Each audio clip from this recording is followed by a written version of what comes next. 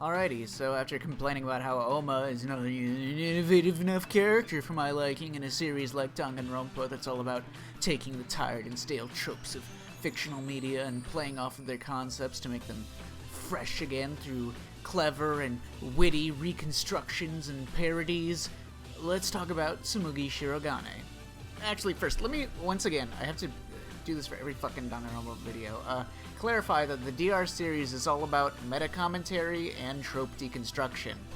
That's, like, a given for everything that I talk about for these videos. So, like, when you hear some absolute fucking degenerate say something like, oh, these silly writers, like, why did they do this, it's all a dream trope at the end of V3, you slap them upside their dumb heads, you spit in their ears, clean them out, you softly whisper to them like the world's worst fucking ASMR.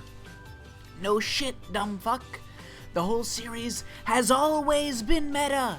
It's always been about making a story of a bunch of tired tropes, often ones that are widely considered trashy or shallow in the mainstream, but then doing something novel with those tropes. Everything is supposed to be tropey. Yeah, V3 is one of the ones that gets misunderstood the hardest by some people, often in ways that are just baffling. Like, it's already illogical to act like something being fictional makes it meaningless, because, newsflash, you are literally already consuming something that you know is fictional. Did you think you were watching a documentary? That Danganronpa was a documentary? If you can engage with media that you know is fictional, why does it make something meaningless if you know that it's fictional diegetically? Like, the story's still played out, the characters all thought it was real, their emotions and motivations as such were, like, consistent. It baffles my mind how people can act like this somehow takes away from anything, even if it was, like, in-universe. But, I mean, it's also not a retcon at all, it's literally an alternate universe story, theoretically. DR1 and 2 are in their own universe, and this is a totally separate story that takes place in its own unique world, where there happens to be a fictional series called Danganronpa. You know, it's no different than, complaining that makes one of the two first games meaningless not only violates the rule I just described about how it's stupid, but it also implies that you should, that you should find, like, Final Fantasy VII meaningless because Final Fantasy IX takes place in this new universe where FF7 never actually happened. It's a different universe, different story. How is that, like, difficult for people to grasp? Are people, like, doing the fucking doublethink thing from 1984 and that's why they don't have the most basic media literacy skills now? Now, some people argue that V3 is criticizing its own audience, and this is partly misguided if it's used as an excuse to feel hostility towards it, but there is some truth to the statement that it is making a criticism of audiences and fan bases in general. Now, the audience in V3 is a totally fictional one. They don't represent the real-life audience of Danganronpa people like you or me. They represent, like, a dystopian version of fan bases where their worst traits are exploited and, like, inflated. There is, of course, the parody angle as well. You know, like, sure, they use words like fiction and stuff a lot in Trial 6 in order to make it feel like one of those fucking meta twists where the characters start talking like they know that they're in a video game and they start talking to you, the audience. But you know how, like, in DR2, how they keep saying the, oh, it's all a game thing in DR2, but it's just a parody of that kind of twist. They're actually in a simulation, and they call it a game, quote-unquote, for the sake of meta-commentary, for the sake of calling to the twist. But it's not, they're not really using the twist. You see what I mean? The same is true in V3. This actually isn't fourth wall breaking, it just uses similar iconography of fourth wall breaking tropes and twists in media, while the actual plot is that they are in an in-universe TV show. They're not in a video game. Team Danganronpa is not like a real thing that doesn't exist in real life. So, to talk about Mugi, we'll basically be talking about, like, all of V3 and what it's about thematically and pretty much everything to do with the ending. There are some gray points that are up to a bit of interpretation, there's a lot of gray points that are up to a lot of interpretation, and there's always, like, the ever-lingering possibility that any piece of information we're given might be a lie. But in general, the most likely explanation of V3's story is that it's an alternate universe from the old Danganronpa canon, where the world has, like, the Danganronpa series and is probably, like, quite a ways into the future from where we are currently. Danganronpa, it's on his, 53rd installment, and somewhere along the way, it just became like a TV show, not a game series. Since it's 53 games deep, and Mugi sort of describes the series as, like, wildly popular and a major reason for the world being in some sort of state of peace, because it provides people with entertainment and, like, just, like, whatever they need to be pacified emotionally, I guess I would describe it. We can tell that this takes place in the distant future. After all, it takes a long time to get to 53 of something, and Mugi says that it's a real fiction, quote-unquote, and she says that their physical bodies are real, but their personalities are fictional, which, again, they're using the word fictional just to be assholes. It's kind of not an accurate description, which seems, because this seems to imply that this isn't like a simulation or an actual, like, metaverse or anything. This is a real physical set that exists in the real world, where their brains have been wiped and replaced with fake personalities and memories, right? So this suggests that V3 is basically just the Truman Show, where it really does physically exist. They're just, like, being filmed in, like, Nevada or some shit. Some big-ass set where all these people are walking around this academy, brainwashed into thinking that they're ultimate students. Now, it could still be a simulation, or, it could also be, like, actual literal fiction, like an actual, like, alternate reality where fictional characters have minds of their own and perceive their own existence. But I think most of the evidence lines up to suggest that it's a Truman Show. Now, this means that certain things they interact with also have to be real for that to make sense. For instance, the exosols, have to be real. They have to be real pieces of technology. Monokuma has to be real. He has to function. They really do have to have, or at least can be given, some level of crazy ultimate level talents. Like, Miyu clearly uses her ultimate level talents to make crazy technology. Tenko is clearly a decent martial artist, at least. Beyond that, the flashback lights have to be real, since they really do need to take real people and give them fake memories for this TV show to work. So this is a distant future where these technologies actually exist and have been invented and such. Now this opens up a whole, can of fucking worms about the world that they exist in. If they have the technology to change people's entire personalities and perhaps even give them ultimate level talents, then what would the real world look like? We see one snippet of the kid named Makoto, which is basically our only real look at the outside world, since it's something that we, of the audience, the people playing the video game, see. The characters don't see this, so it's unlikely that it contains any lies, since that wouldn't make any sense, you know what I mean?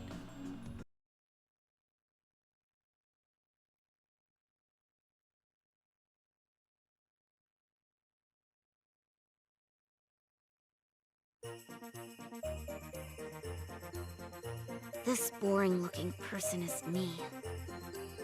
See? Even the way I look is normal. Getting into an elite school like this was just the start of my bad luck. I can't keep up with my classmates' conversations or the teachers' lectures. I'm just treated like empty space in the classroom. At home, my parents are constantly on my case. Honestly, I'm fed up. I want to run away from my daily life. I want to run away and just forget all this. I want to run away, and run away, and run away, and run away, and run away. But I'm okay. I have a reason to live. I've got something to look forward to. That's why I'm gonna be okay.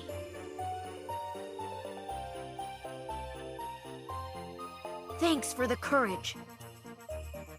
Thanks for giving me something to get totally obsessed with. Thanks for the strength to keep going. I'll keep on rooting for you, so please keep trying your best. And one day, I'll also... I think, if this suggests anything, it suggests a statement about, entertainment monopolies, since Danganronpa in V3 is described as being the biggest property in the world, so clearly they have a stranglehold on the market. If they're that integral to society and how it functions and keeping everyone docile. It's like the drug in Brave New World that makes everyone not fight back against, like, the class division, and I think this is likely the case. Team Danganronpa probably monopolized this flashback light technology, and they can use it however they wish. They can give themselves ultimate-level talents, perhaps, they can do anything they want, and they can control the masses who gobble up more of their content. But I'm getting ahead of myself. V3 is obviously a statement about, like, serialization and a criticism of fans.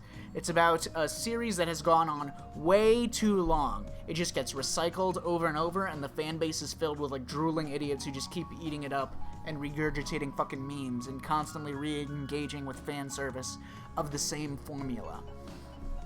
There's a lot about V3's plot that suggests that the series has gone down in quality over time, and that it's a series that's, like, running out of artistry and ideas. There are countless lines from Monokuma and the Cubs about this concept, such as, like, one of the early Monokuma theaters where he says that the series is running out of material after running on so long. We see this in the plot itself, where new ideas keep getting reused over and over with the never-ending references to the older games, like the Neo World program and shit. And there are tons of really forced elements of the plot and characters, like Kaito's magic illness, which even the characters themselves, like Saihara, points out is illogical in Tsumugi's plot that she's written. Since Kaito should have been immune to the virus, there's no reason for Kaito to be sick. Tsumugi wrote a plot hole by mistake because she's heavy-handed and she forces these tropes into her story without much consideration for the flow or making things seem like natural. Tsumugi even says in Chapter 6 that, oh, it may be forced, but that's fiction for you or something, making the excuse for her the poor quality of her writing.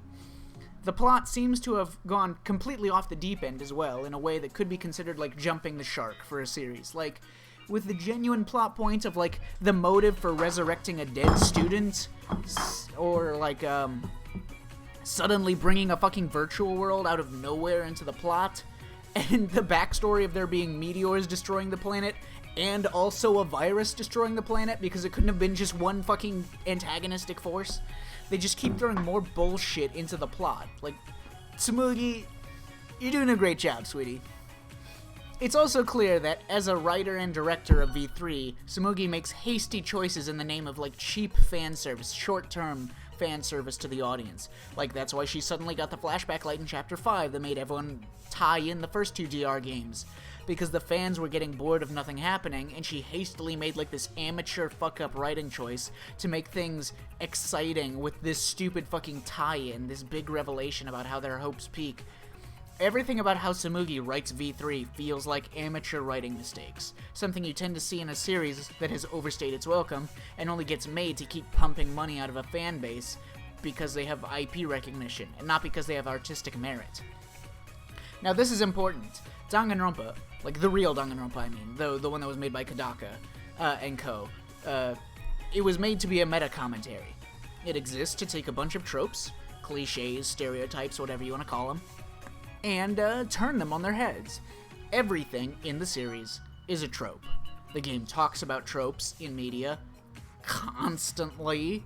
It's all about reconstruction, which is the act of taking something tired and overused, overdone, and twisting it to make it interesting. See, now V3 is the opposite. V3, diegetically, I mean. It achieved success, and it became serialized, but in doing so, it kept getting recycled over and over. It became the thing it was originally meant to criticize and improve upon. Danganronpa is supposed to be about revitalizing old, stale tropes, but V3 is a stale trope. It became repetitive. It lost sight of its artistic value. Now, this is partly the fault of the company and the creators who profit off of it in Team Danganronpa, but they can only profit off of it because there are fans who will eat it up. So, even though it's so fucking clearly like a trashy and tasteless version of what it once was, with so many, like, forced elements into it, and just, yeah, so much copy and pasting.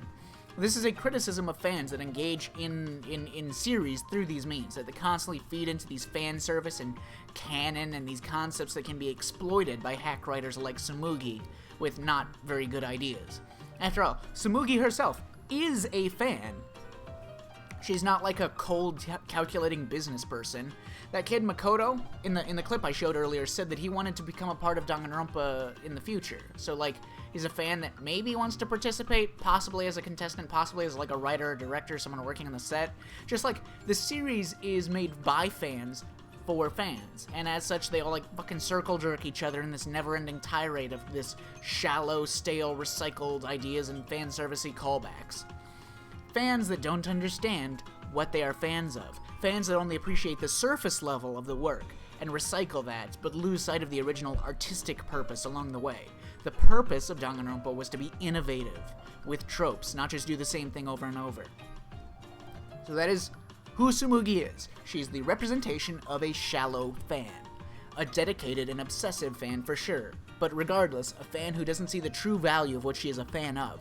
A fan swept up in the fandom, and not the artistic vision of the work.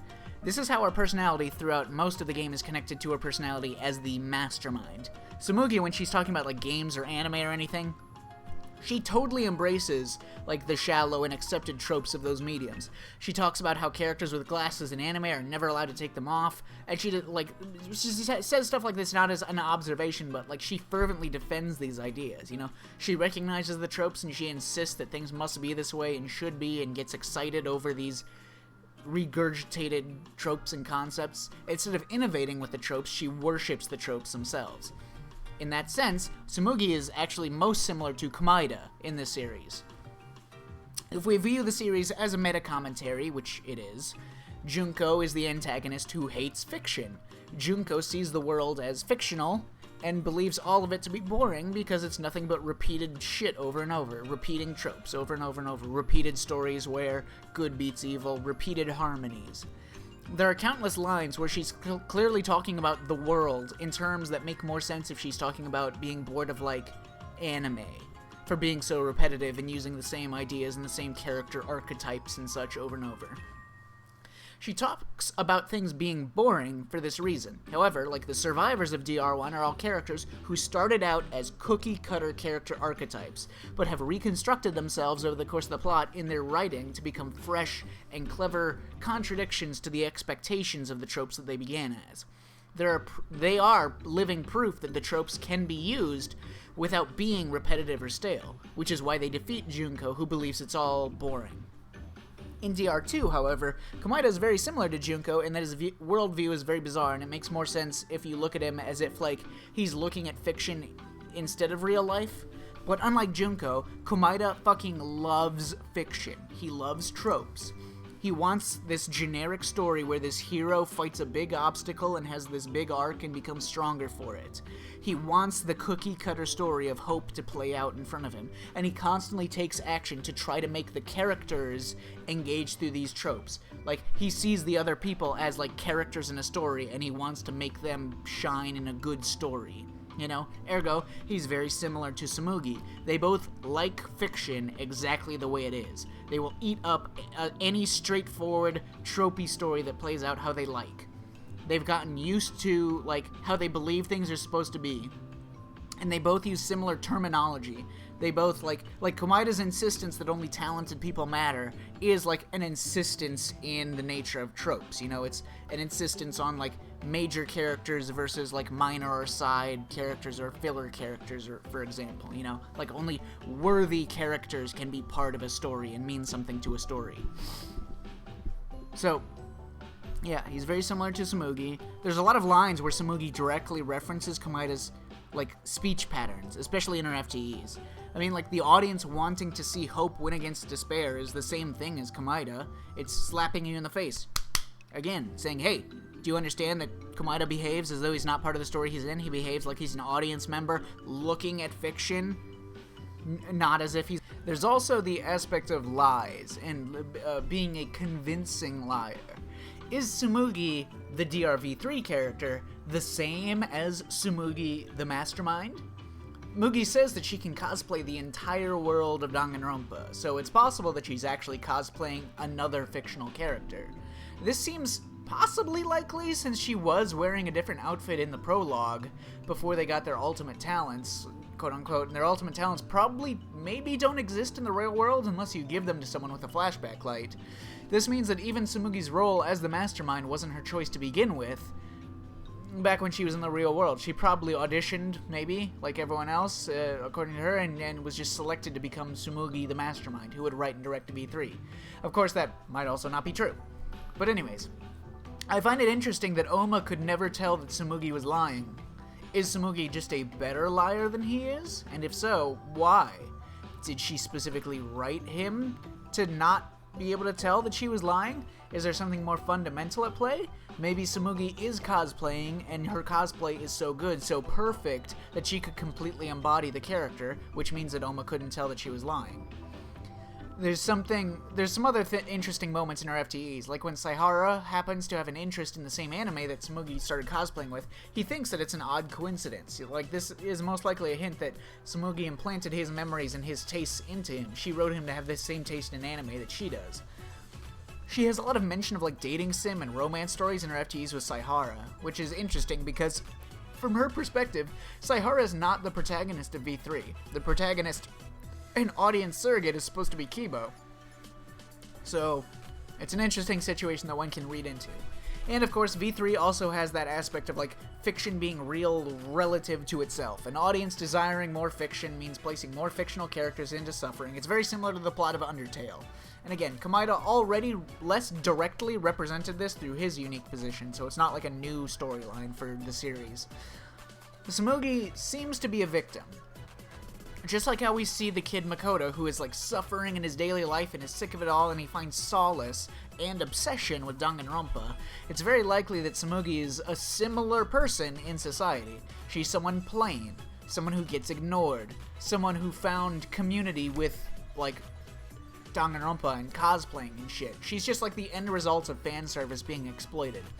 It's not Tsumugi's fault that they're all dying. You know, it's Team Danganronpa's fault. If it wasn't Tsumugi, someone else would just be hired to fill her place as the mastermind. Everyone is replaceable. Everyone is recyclable. The people in the killing game, the mascot characters, the plots, everything can be swapped out. That's kind of the whole point of the game. Tsumugi is so misguided and her feelings have been exploited to the point that she wants to die as the mastermind of this killing game that she loves. But now comes the weird part of the video. Everything that I just talked about is working off of the assumption, of course, that what Tsumugi expresses about everything is correct. However, we know that she tells at least one lie in this trial. She lies about wanting them to fall into despair, since Saihara reasons that she's just pretending to want despair from them, she actually wants hope from them. So what else did she lie about? I also think it's unlikely that Danganronpa actually happened in this universe, the first and second games, due to Kodaka's statements and, like, the Gothams, you know, bait and switch when he said that they are in separate universes. V3 does not take place in the same universe as DR1 and DR2. His shitpost only makes sense if his statement is true. You know, the joke doesn't make sense if it's not true. I find it unlikely that he would lie, since he rarely technically lies in those statements. He just says, like, shitposty, misleading things a lot. In the epilogue, Saihara says that maybe she was lying about their world being fictional, or that Danganronpa never really happened. Maybe Danganronpa is real. He says that her dying words about being a copycat criminal meant that she was copying someone from real life. He also says that he doesn't think they would have signed up to die on TV, and I generally do agree with that part. If the world was full of people who wanted to actually die on a television show, the world would probably be so dystopian to that point that it couldn't function anymore. I think it's more likely that they were kidnapped and forced to take part in this game against their will. This is consistent with the prologue that we see, which is for our eyes only as the players. See, Tsumugi shows them things that literally did not happen in the prologue that we saw. We saw the whole prologue right up to them getting their flashback light memories. They never said the things that Tsumugi showed them saying. There are other little things here and there, like how their names were the same in the prologue, even though in their audition tapes it's kind of implied that their names used to be different before their memories were erased. And some people have pointed out that the room they auditioned in seems like it might be Tsumugi's ultimate research lab based on the floor people have identified. Tsumugi could have dressed up as them to record those. Now, let's assume that Tsumugi really does have cospox and she cannot cosplay real people. We see her get a rash when she tries to cosplay as Kaide, but we also know that Kaide is, by Tsumugi's own words, a fictional character. If Tsumugi can't cosplay as Kaide, that would suggest that the character has to be fictional relative to Tsumugi. This would imply that Tsumugi is also a fictional character, meaning that she's also had her memories replaced with new ones to become the character of Tsumugi, right? I think this is probably the case. It makes more sense to assume that Tsumugi is just like the others, that she was forced into this, most likely against her will, and just given the personality of someone who would die as the mastermind. Maybe. Saihara says that even if we were obsessed with Danganronpa, I don't see us volunteering to be part of it. Which implies that he is not actually questioning that they were in fact fans of the series. The same is probably true of Tsumugi. Tsumugi's last significant line is her doing a unique sprite, a Junko pose. It only appears at that one line in the game, while saying that she can be proud that her plan copied Junko's entirely, that she can hold her head up high as the perfect cosplayer. Now, everything I said about Tsumugi being a toxic fan and stuff like that would still ring true, even if it's all lies. Saihara literally fucking says that. He says that even if things are lies, they still hold their meanings. So, the message of the story would still communicate the same thing, even if Tsumugi was full of shit about any or most of it. So, if Tsumugi was in fact just cosplaying as Junko, doing all of this to replicate Junko's killing game, that still means that she was an obsessed fangirl in the end. So does it change anything about her character and make it more interesting? Well, let's see. Kind of. This means that the Tsumugi that we see in Trial 6 isn't the actual Tsumugi. It's probably safe to say that the real Tsumugi is the one who is proud of her cosplay. The one who loves anime and is proud that she copied Junko perfectly. That was always her goal. This means that when she's talking and acting all evil in Trial 6, it's just a front. She's actually just like an energetic anime fan, not like a cackling supervillain. She's just playing the role of an evil mastermind for the sake of completing her plan and her perfect cosplay and being the mastermind of this killing game like she is supposed to do. This, to me, makes her more likable, because I find her really dull when she's acting like generically evil in Trial 6, especially because there's no need for her to even act evil, because it's not like it's not like what she's saying is like villainous, like it's not like she has the desire to make people suffer. Now, does this mean that the world is fictional? Is there a TV show? Is there an audience at all? Well, if the cosplay is perfect, there probably must be an audience, right? If it's Junko's plan perfectly. I think it is likely that Danganronpa is a TV show that the people of the world watch. However, if Junko was really in this reality, if she was a real person in this universe, is Danganronpa like, what, a fucking documentary series? Were the first couple stories in the series just based off of these real-life events? Like how some fiction is often based off of real-life events? Even then, how did, like, the characters had to be perfectly replicated? Like, there are things that happened in the first and second games that an outside person would never completely know all of those details, right? So how could they make it into games? Did Tsumugi just kidnap some random people and then make up the rest of it to just copy Junko? My main issue with that is, if Tsumugi is a perfect cosplayer, then, like, what the fuck? Is she a fictional character or not? I find it very weird that she says that she created a perfect copycat crime, and Saihara, for some reason, takes this to mean that Junko was a real person. I mean, if it's cosplayer, that implies that it wasn't a real person, right? That's what she says, but whatever. Saihara says that this means that Junko might be a real person, so I will take his bullshit, illogical words as fact. So, does Tsumugi want to cosplay a real person? What about her passion towards the difference between impersonating real people and cosplaying fictional characters? I mean, that was a fucking big deal for her. She said that multiple times. Is she fine with just impersonating people now? Is she fictional? So she considers it cosplay to pretend to be a real person, like Junko, apparently? Whatever. At the end of the day, she wanted to perfectly cosplay Junko, which means that she wanted her plan to fail, since it would match Junko's plan failing. If we're supposed to see Junko as a perfect cosplay, or if we're supposed to see Tsumugi as a perfect cosplay of Junko, then we can look into Tsumugi's goals and the killing game as a whole, and maybe that will tell us something about the essence of Junko that she is apparently perfectly cosplaying, right? She is the ultimate. It implies, perhaps, that the true essence of Junko isn't actually about hope and despair at all. Tsumugi, the mastermind's goal as the showrunner, was to create hope, and to create, like, entertainment for the masses.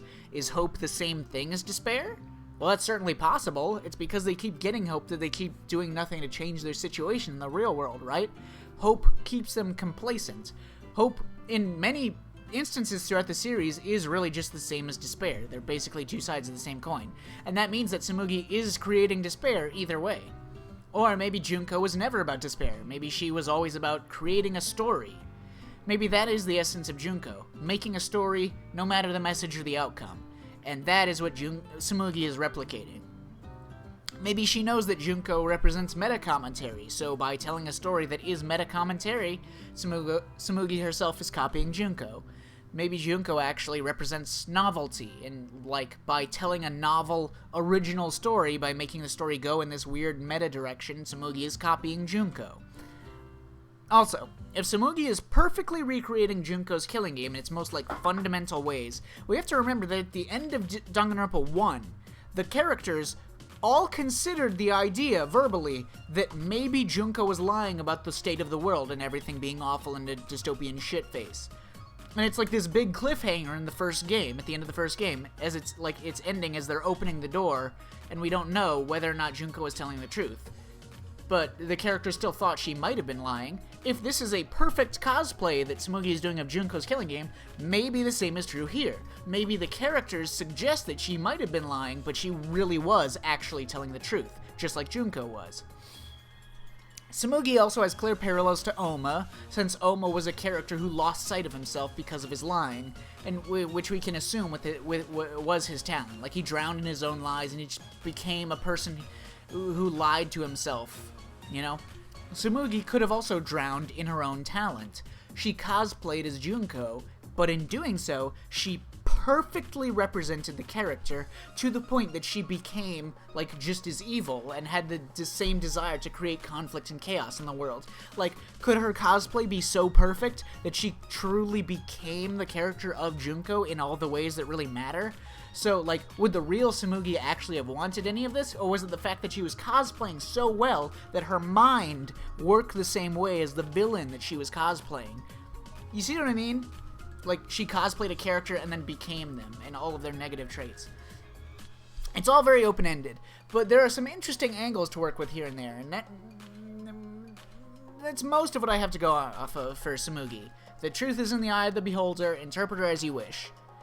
In any case, I think the main reason for this, in terms of Danganronpa being a series that insists on trope reconstruction, I think the reason Tsumugi's most genuine truth is that she was like a cosplay cat criminal copying Junko, because a staple, a trope of Danganronpa, is that Junko is always the mastermind.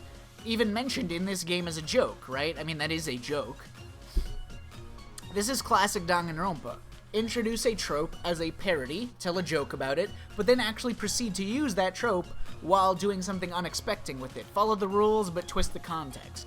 Tsumugi, as a perfect cosplayer, is another Junko in that case, if her cosplay is actual perfection, if she is the same thing. Which means the mastermind of V3 is Junko, again, because Tsumugi is Junko. Like, Danganronpa must always have Junko. After all, she introduces herself as Junko the 53rd. You know what that means, right? Junko has been the mastermind in all 53 seasons of Danganronpa. Every fucking time. Which means that it is a staple, a trope of the series, and this game will be no different. The mastermind is Junko again. The story with Tsumugi being... It's all written the way it is, with Tsumugi, like, being this weird nebulous character and, like, copying Junko and such, and cosplaying Junko, because one of their primary goals was that they must obey the fundamental tropes. V3 is filled with instances where it seems like it might not pull the trigger on one of its core tropes, but then it does. It will always obey the tropes. That is a rule of the series. This happens in Chapter 2, when, like, the chapter is literally almost over, and it seems like everything's done with, and they're all leaving the trial grounds, and then Maki is revealed to be the serial killer, as is the trope of Chapter 2s in Danganronpa. Or, like, in Chapter 4, we know the huge buff character dies in Chapter 4, but why would they let us know that if it's not the victim this time? Why would they let us know if we follow that trope that tells us who the killer is? they must be disobeying the trope this time, or else we already know that the killer is Gonta, even before we're investigating anything. But nope, they do actually obey the trope. Gonta is the killer. Or like, they make it seem like only one character will be the victim in Chapter 3. They seem like they're not going to follow that trope, you know, but then, nope, in fact, we are following the trope. Someone dies during the investigation. See? The game must always obey the tropes. It will lull you into a sense that it won't before revealing that it will, in fact. Danganronpa must obey the tropes, so if Junko being the mastermind is a trope, the story can only be written in a way where that is somehow the takeaway at the end, even if it's a clever subversion of the idea. So, in other words, Tsumugi being the mastermind and being written in this way is because you all memed about the mastermind always being Junko so much. You made this happen, so this is actually all your fault, you see? You made it a trope. There is also the more existential presentation that the game's ending taps into, with the Deus Ex Machina shit, you know? Like, one can apply this situation to real life, like the brain in a vat dilemma. What if you, there, listening to this rambling bullshit, what if you are fictional? What if you are on The Truman Show? Are your memories implanted? These are the kinds of questions that show up a lot in, like, the Zero Escape games, for instance, for which both writers between that and DR are good friends in real life. To people like Saihara, Tsumugi is God. This is further suggested by the religious elements that V3 has that the other ones don't, with, like, characters like Angie and Shinguji, who study culture and belief in a higher power. To the player in the killing game, Tsumugi is the higher power. The audience is the higher power. Tsumugi literally created these people. She created their thoughts and memories. She is their god. Perhaps this is the perfect cosplay Junko envisions, that to perfectly replicate Junko is to become a god, or something like that. In any case, it follows the same philosophical principle. If I told you that you're actually a brain in a jar and wires are just sending signals to your brain to make you think that you're experiencing the things that you perceive, what does that really change for you? Of course, it means that your existence is being maintained. It's up to the whims of a higher power. Like, in this universe, if Danganronpa just became unpopular for some reason, all of their existences would just vanish without them knowing why. But cogito ergo sum. I think, therefore I am. You may not be able to ever prove that what you perceive is actually real. You know, it could be a delusion, insanity, or a fabrication of some kind implanted into you. But you know for certain that because you perceive it, there must be something doing the perceiving. You must have a brain, else these thoughts wouldn't occur. Therefore, you must exist in some capacity. Beyond that, it's just up to your own faith in things that you experience to find meaning in it. This is the fundamental philosophical discussion that surrounds the concept of truth. How can a philosopher ever truly decide what is truth in reality? See, everyone who plays this game fucking talks about lies so much, they forget that there's actually a lot of philosophical debate surrounding the concept of truth. Truth is definitely the broader topic to explore and consider. Now, one massive problem with this ending is that it's basically accomplished the exact opposite of what it was trying to do. Oh, fuck. It was trying to nudge people in the direction of looking at the games and plots and characters as meta-commentaries, but instead it's made these fucking idiots start looking back at everything in the series as like part of a purely diegetic plotline. Like, the people are saying like, oh, maybe the Monokuma theaters are just like part of this in-universe plot. Like, maybe they're like commercial breaks during the TV show or something. Maybe like no, bitch. Monokuma Theater is like pure fucking meta improv. The whole series is pure meta improv. Like, yes, it has a plot that you can follow, but you're looking at it the opposite way. You're really supposed to see everything as a clever metaphor and think about real-life media, not take the parts that are straight up talking about real-life media and then think that they're all part of the in-universe plot, and then miss the point so fucking hard. Like, bruh.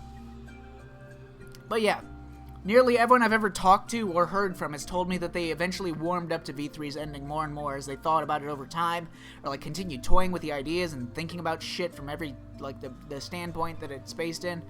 I've never heard of anyone who liked the ending less after thinking about it more. The ending twists came as much less of a shock to people like me, who paid enough attention over the years in these games to realize that it's been a meta-commentary this whole time, or at least have realized that by the time that I got to V3. Or by the time that V3 came out, I mean. Most of the ideas and messages in V3's ending already existed in the first two games, they were just way more subtle about it. So nothing really struck me as that different in V3 compared to the other games, but even so, no one seems to like Tsumugi that much, and that's whack. To me, the worst decision Kodaka made at several points in this story is like put people in a bad mood before revealing his twists. Like in Chapter 5, for instance, in early Chapter 6, it gets way more annoying with the hope and despair and friendship shit, and Junko seems to be coming back in an obnoxious way, instead of a cool way. And yeah, it knows that it's obnoxious, and like, that's the joke, but at the time, people are just like, oh my god, are you fucking kidding me with this shit, man? And like, either way, it kind of drags on until they get to the twists, so it's already made people unhappy by then, and that, like, will taint how they take the twist when it comes up.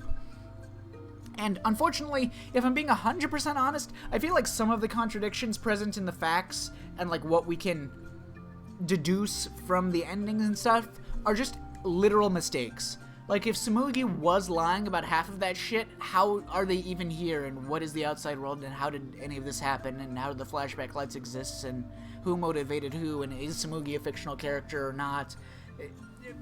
It is a bit of a cop-out to say that it is all equally viable and you can just interpret it how you want, but there are some very clear messages about, like, misguided fan bases, serialization throughout the whole game, and the main concept definitely is that Danganronpa, a series about being creative and not following into the boring and repetitive faults of tired tropes, became the stale, shitty thing it was originally meant to criticize and improve upon.